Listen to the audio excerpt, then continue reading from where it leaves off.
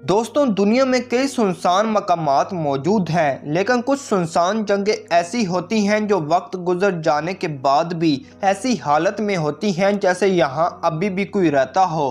तो आज की इस वीडियो में मैं आपको कुछ ऐसी ही हैरत अंगेज जगहों के बारे में बताऊंगा। दोस्तों, पहले बात करते हैं एक ऐसे घर की जिसे 70 साल बाद खोला गया और अंदर का मंजर देखकर लोग हैरान रह गए।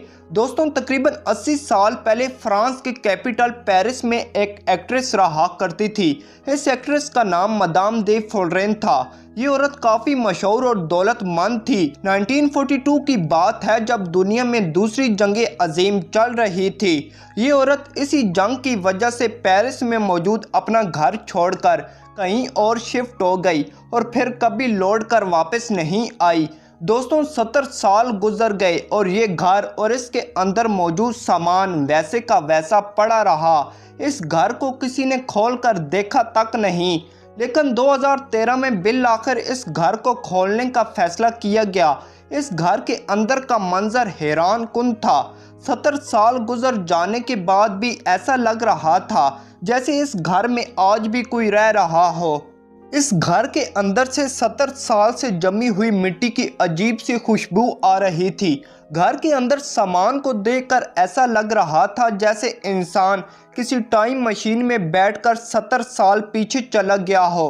अंदर मौजूद एक ड्रेसिंग टेबल पर आज भी मदाम दी फ्लोरेन का मेकअप वगैरह उसी हालत में पड़ा हुआ था। लेकिन दोस्तों, सबसे हैरत अंगेज बात जिसने दुनिया को हैरान कर दिया वो इस घर में मौजूद एक इंतहाई कीमती पेंटिंग थी जिसको मशहूर आर्टिस्ट बोल्डीनी ने बनाया था।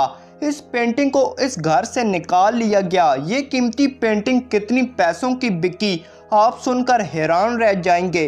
दरअसल ये पेंटिंग 25 लाख डॉलर्स की बिकी, यानी तकरीबन 40 करोड़ रुपए में। 70 साल से बंद हुए इस घर में 40 करोड़ रुपए की इंतहाई कीमती पेंटिंग पड़ी हुई थी और किसी ने भी इसके मुतालिक बात तक नहीं की। ये बात बेहद हैरान कर देने वाली थी। ये घर और इसकी कहानी आज भी लोगों को हैरान कर देती है।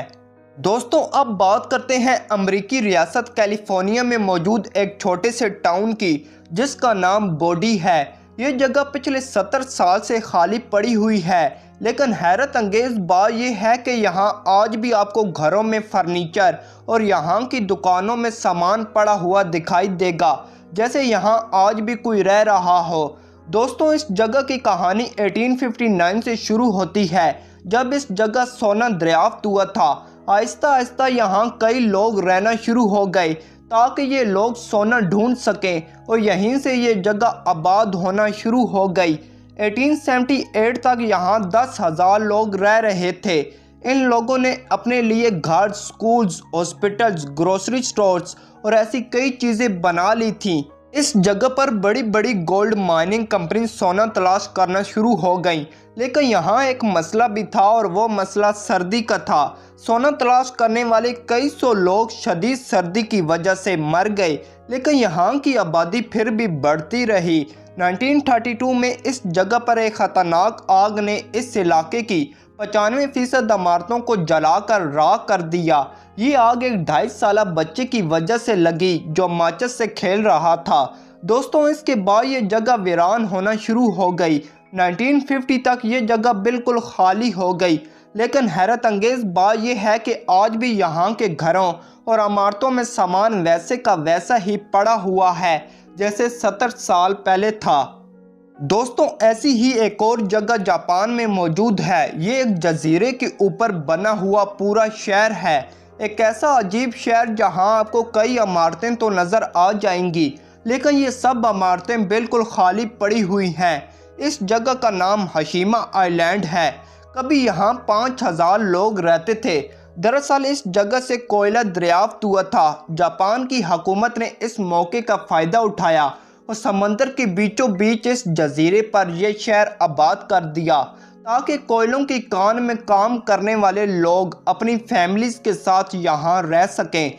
दोस्तों, इन लोगों के लिए हर वो चीज़ तामीर करवाई गई जो किसी भी शहर में होनी चाहिए। लेकिन 1974 में जब यहाँ से कोयला ख़त्म होना शुरू हुआ तो इस जजीरे को खाली कर दिया गया।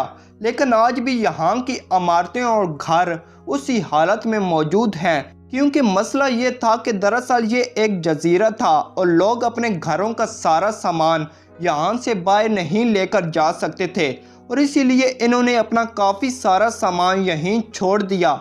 ये जगह आज टूरिज़्म के लिए खुली हुई है।